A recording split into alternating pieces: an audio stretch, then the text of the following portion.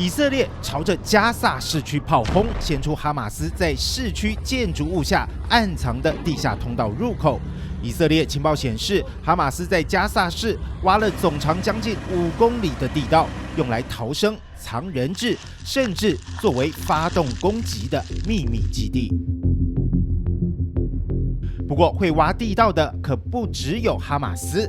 过去以残酷手法虐杀人质，让全球闻风丧胆的 ISIS， 也会在占领城市挖地下通道。消失的国界团队就曾经在伊拉克北部直击 ISIS 地下巢穴，即使已经废弃，走进洞口仍然闻得到淡淡火药味。整片黄秃秃的山，不仔细看很难注意到这不起眼的地洞。往里头钻，穿过狭小入口，别有洞天。好，我们现在要进来，就是 ISIS 在这边山洞里面，山上凿的这个山洞啊，事实上它入口是非常的小。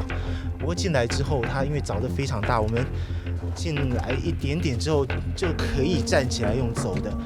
这也是 ISIS 他们作战的地方，跟躲避的地方。我们可以看到这洞里面，这都有火药的痕迹在这边哦。身高将近180公分的士兵都能够站立行走，这密道挖得又深又长。再往前走一点，让我们大开眼界。我现在在山洞里面又找到了一间房间，在这个隧道里面，其实他们凿洞的功力是非常厉害的。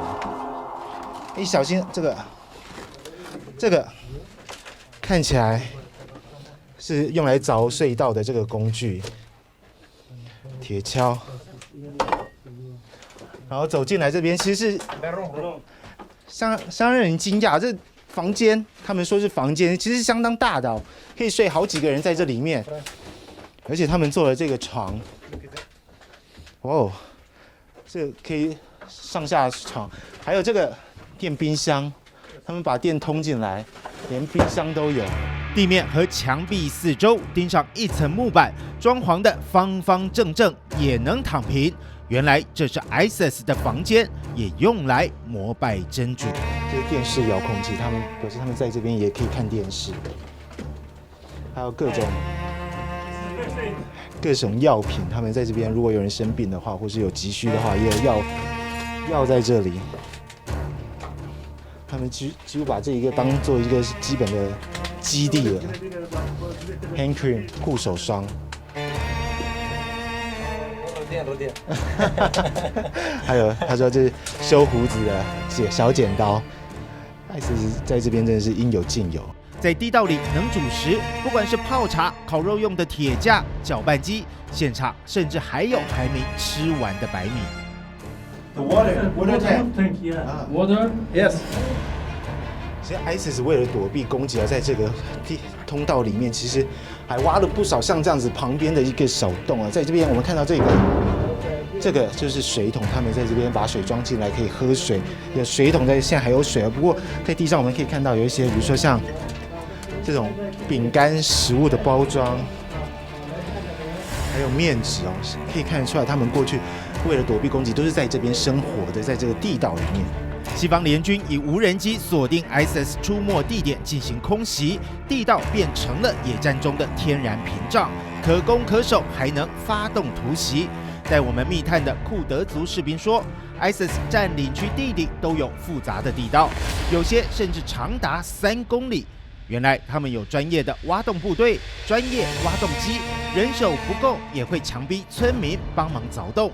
而地道用电一部分来自民宅，另外也靠发电机从洞外把电线一路拉进洞内。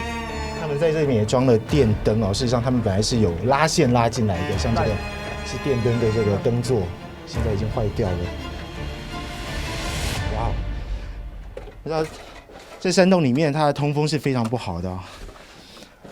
ISIS真的是任何用具都有了，这个电风扇。还有抽风扇在这边，只是让它隧道可以再通风一点。不过警戒心极高的 ISIS 成员也怕敌人冲进来。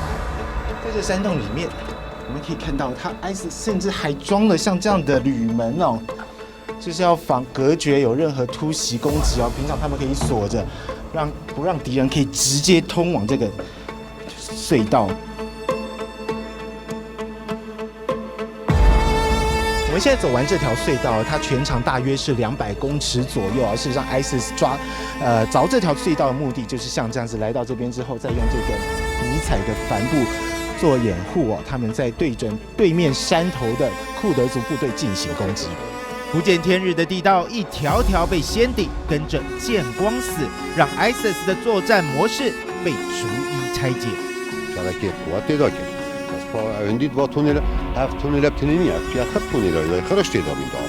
ISIS 的地底巢穴漫步伊拉克城镇，如今时空转移，在加萨市顶，哈马斯打造的地下基地，同样让以色列难以掌握，也成为影响以哈战争的重要变数之一。